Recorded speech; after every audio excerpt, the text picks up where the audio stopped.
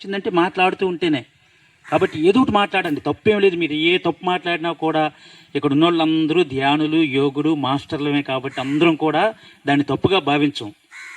మన మనసులో ఏముంది, ఏమనిపించింది, మన పేరేంటి, ధ్యానం చేయకముందు మన జీవితం ఎలా ఉండేది, మన అలవాట్లు ఎలా ఉండేవి, మన మాటలు ఎలా ఉండేవి, అలాగే ధ్యానంలోకి వచ్చాక మనలో నుంచి ఏం మార్పులు వచ్చాయి, ఎన్నాళ్ళ నుంచి ధ్యానం చేస్తున్నాం, ఏం మార్పులు వచ్చాయి, భవిష్యత్తులో ఎలా ఉండాలనుకుంటున్నాం. ఇంకేదో మీరు సబ్జెక్ట్ అది ఏం చెప్పక్కర్లేదు. మీ జీవితం కోసమే ధ్యానానికి ముందు ఎలా ఉన్నారు, నమస్తున్నాం, ధ్యానానికి ముందు ఎలా ఉన్నారు, ధ్యానం చేసాక ఎలా ఉన్నారు అని చెప్పుకోవడమే. ఇదే పరిచయ కార్యక్రమం అంట.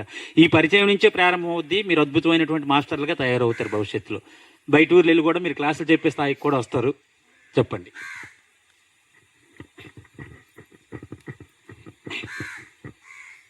జై బ్రహ్మాచి పత్రిజీ పితామాత పత్రిజీ గురుగారికి జై. బ్రహ్మాచి పత్రిజీ పితామాత గురుగారికి జై. స్వరణమ్మ తల్లికి జై. జ్ఞాన జగత్కి జై.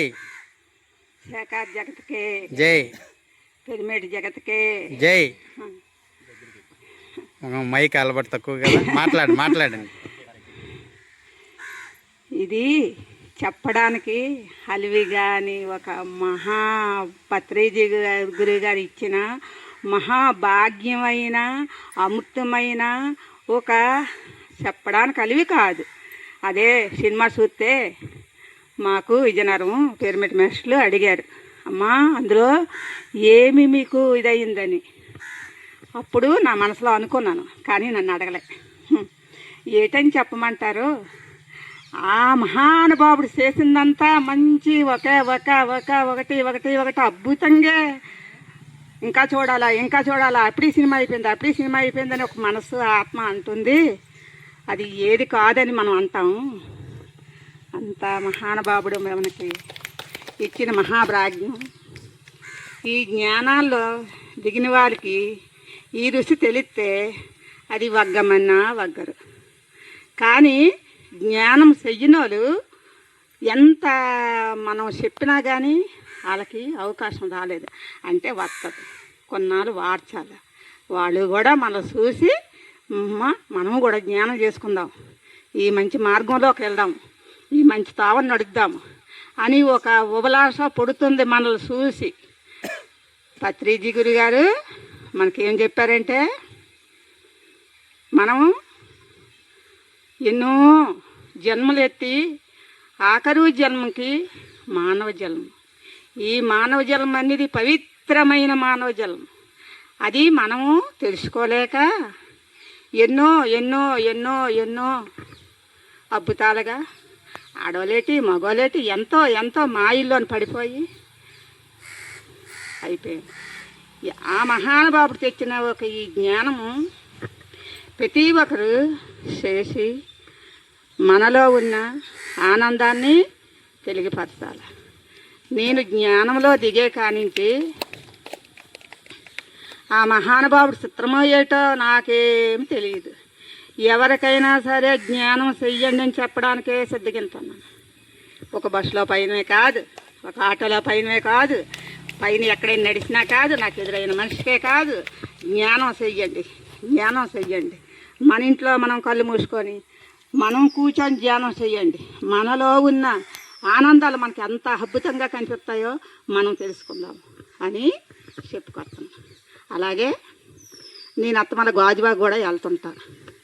నా పక్కన ఉన్న మనుషులు జ్ఞానం చెప్తేనే నేను బస్సు దిగుతాను. అలాగే ఇద్దరికి ముగ్గురికైనా జ్ఞానం చెప్తే, అమ్మ నువ్వు చెప్పిన మాటలు ఎంత అందంగా ఉన్నాయమ్మా, జ్ఞానం చెప్తే ఇంకెంత బాగుంటుందమ్మా అని వాళ్ళకి తెలియపరిచేవారు. అలాగే మనం ప్రతి ఒక్కరిమే జ్ఞానం చేసిన జ్ఞానం చేయకపోయినా తెలుసుకొని పత్రిజీ ఏమన్నారంటే, నీలో నువ్వు దీపము ఉన్నప్పుడే నువ్వు ఇంటిని చక్కబెట్టుకుంటా, అలాగే జీవం ఉన్నప్పుడే ఆత్మను సరిపెట్టుకో అని పత్రిజీ గురువుగారు ఎక్కడికక్కడ క్లాసులకు వెళ్తున్నాం, అన్నీ తెలుసుకుంటున్నాం. అటువంటి క్లాసులు చూసిన వారు ఈ జ్ఞానానికి ఒక్కరు మరికొకరికి 10 మందికి లాక్కొని వస్తామని ఒక అభిలాష ఉంది. అలాగే నేను జ్ఞానంలో దిగి 7 నుండి 8వ సంవత్సరం. ఈ 8 సంవత్సరాలు ఒక సంవత్సరం అంతా మనం చేసి చెప్పేసుకోవాలి కదా. కళ్ళు మూసుకొని జ్ఞానం చేసేదాన్ని, కానీ మా వాళ్ళంతా కోవిళ్ళం చేసేవారు, నేను వచ్చేదాన్ని కాదు, రావడానికి అవకాశం లేక. అలాగే సంవత్సరం మొత్తం మీద మహానుభావుడు మా వారానికి ఒక్కసారి తెచ్చేవారు, కానీ చేసిన పాపం దాయకూడదు. వారానికి ఒక్క రోజైనా సరే ఇంత రవ్వైనా కొత్త కలిసి జ్ఞానం చేసేదాన్ని ఒక సంవత్సరం పాటు. అలాగే మాకు బొడబొట్ల పాలా నుంచి శివగారు వచ్చారు, జ్ఞానం చెప్పారు. అప్పుడు నుంచి ఇక నా జీవితమే ఈ ఒక జ్ఞాన మార్గంలోను, నా కుటుంబం అంతా జ్ఞానంలో దిగేలాగా నేను మార్పు చేస్తాను. పత్రిజీ అందరినీ చల్లగా నువ్వు చూసుకో ప్రజలందరినీ ఒక పట్టుదల పెట్టి నేను జ్ఞానంలో దిగాను.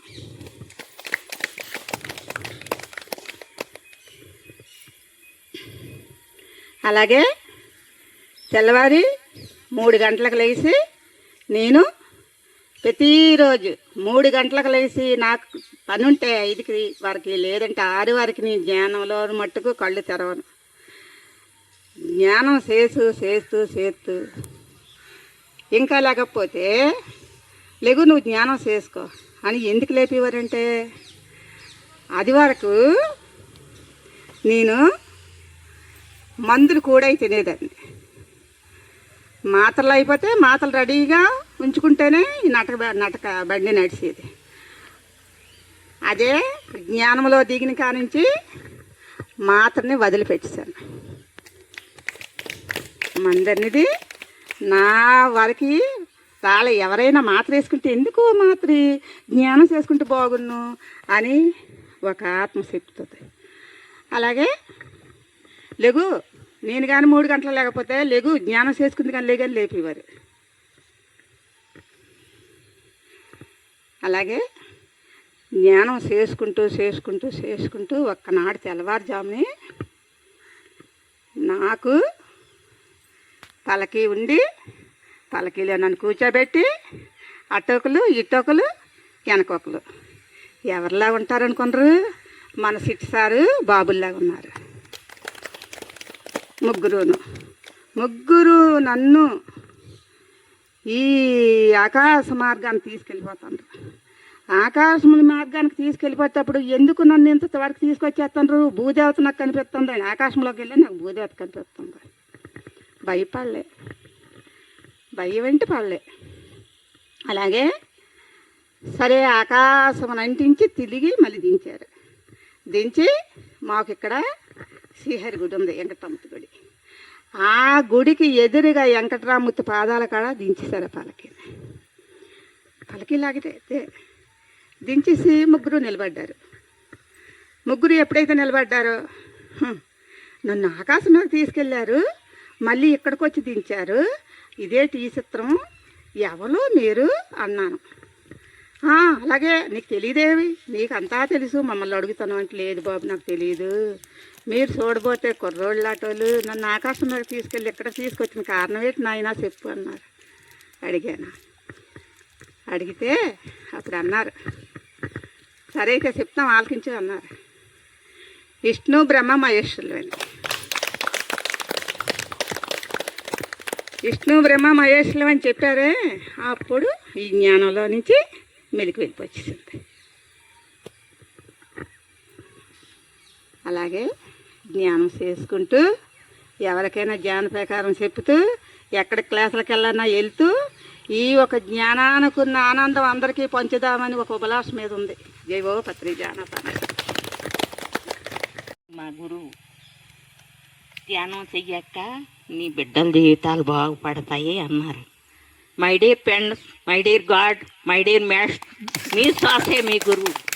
మీ శ్వాసతోటి మీరు సాధన చెయ్యండి. మీలోని ఆత్మదేవుణ్ణి రాముణ్ణి మేలు కలపండి. ఇలాగా ఇంట్లో నుండిపోతే అవదు. నేను ఎక్కడికక్కడికి అసలుకి వెళ్ళిపోతాను. కేసులు చూసుకుంటున్నాం. మా పిల్లలు అంటారు ఒక్కరితో ఉంది వెళ్ళిపోద్దాం ఊరు అంటారు. నేను అయ్యేం పట్టించుకోను, నా పని నాదే. కూలికి వెళ్తాను. బాబు ఇసుకర్రలు కడతాడు పెద్దబాబు ధ్యానంకి తీయాడు. చిన్నబాబు ఇంకా చెయ్యి బాబు అంటే వాళ్ళు కోల్పారం పని చేస్తారు. వాళ్ళు చేయడానికి అవ్వలేదు, అంతే. వాళ్ళు కూడా చేస్తారు. నా పిల్లల ఆరోగ్యాలు బాగుండాలని నేను మీకు నమస్కారం సార్. మా గురువులందరికీ నమస్కారం.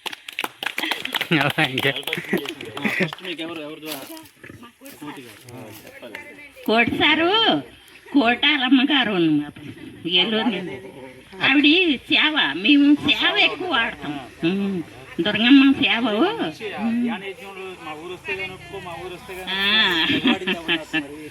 మేము అక్కడ రాముడి గుడి ఉంది, ఇక్కడ దుర్గమ్మ గుడి ఉంది, ఆంజనేయ స్వామి గుడి ఉంది, అక్కడ పెద్ద దుర్గమ్మ గుడి ఉంది. వారం ఆ గుళ్ళన్నీ కడిగిన వాళ్ళకి వంట చేసి భోజనాలు పెట్టుకుంటాం. ఒక 30 మంది కానీ 40 మంది కానీ మా ఇల్లు వరకును.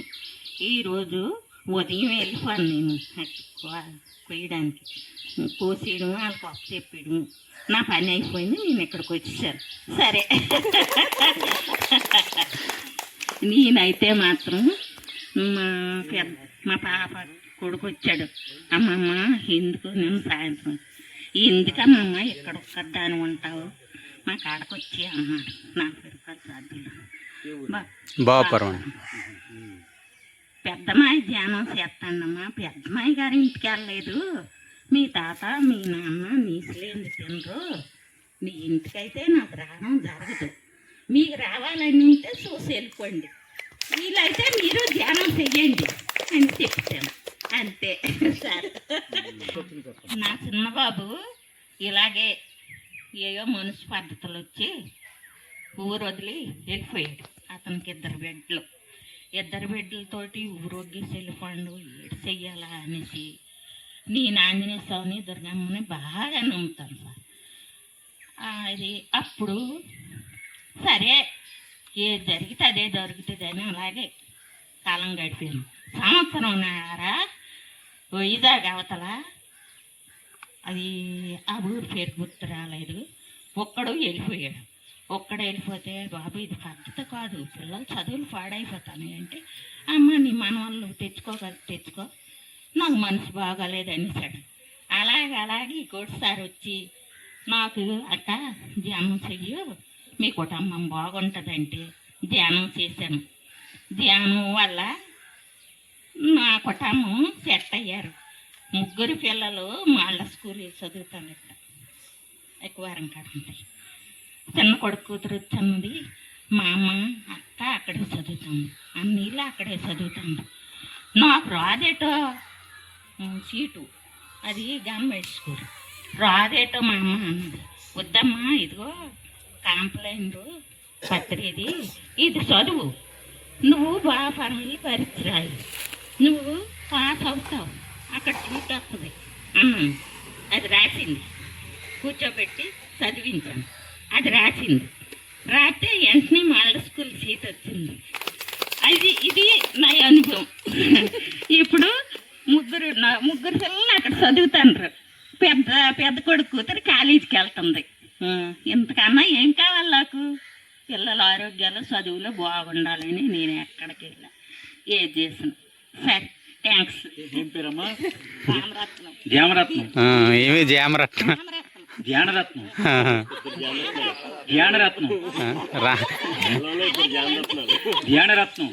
ధ్యానంలో ఉన్నటువంటి రత్నాలు మీరు.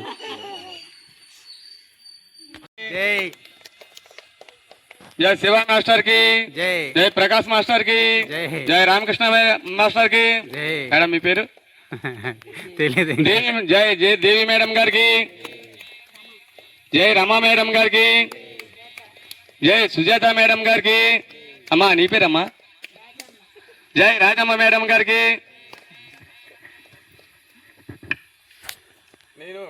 మైక్ ఆగిపోయింది సార్.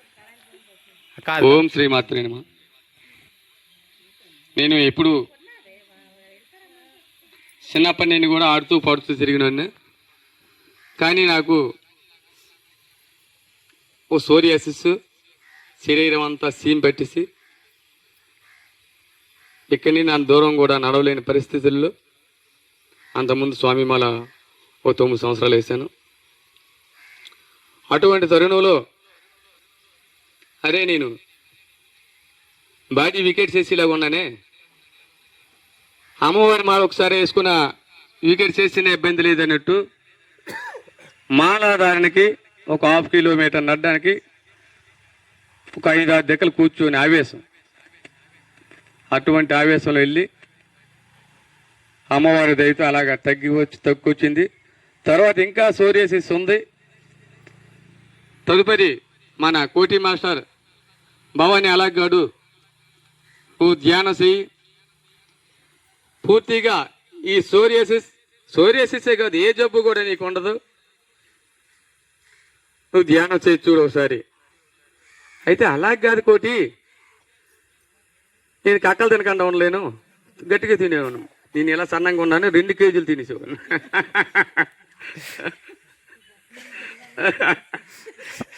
పులి బాటలు తాగేసేవాడు మళ్ళీ మరి కాముగా ఉండి ఎరగనట్టు.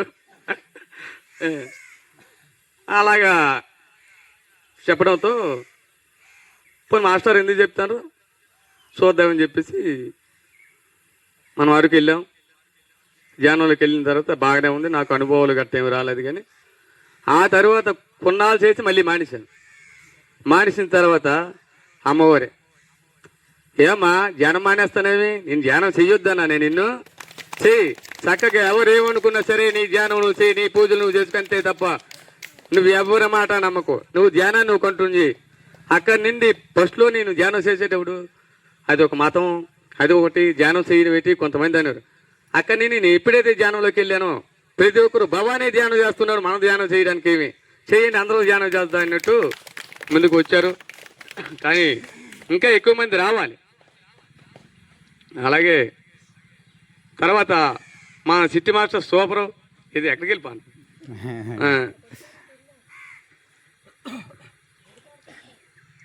ఇప్పుడు జనంలో అంతా ఆరోగ్యం బాగుంది, హ్యాపీగా.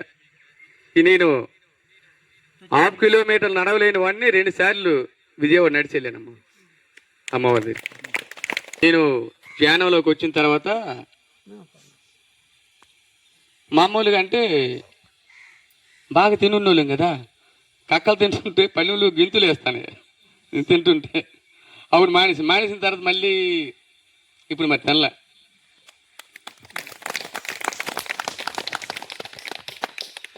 ఏమా అలా నవ్వుతాను, వదనానికి వచ్చేసు నైనా తేజస్సు దేహానికి ఆయస్సు నిచ్చేది నవ్వేనమ్మా, నవ్వితే అందం నవ్వితే భాగం, నవ్వకపోతే రోగం అన్నారు మన పెద్దలు.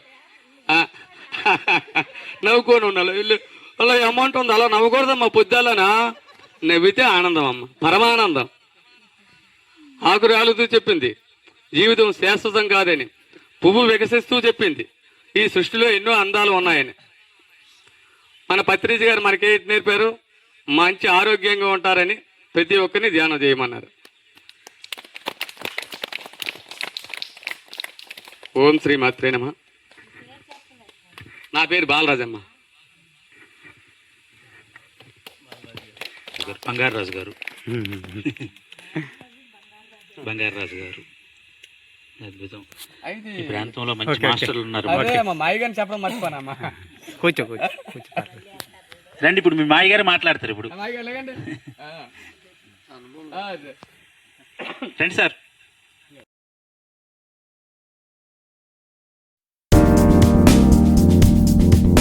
దేవి, నేను చిట్టుకుంకుల నుంచి వచ్చాను.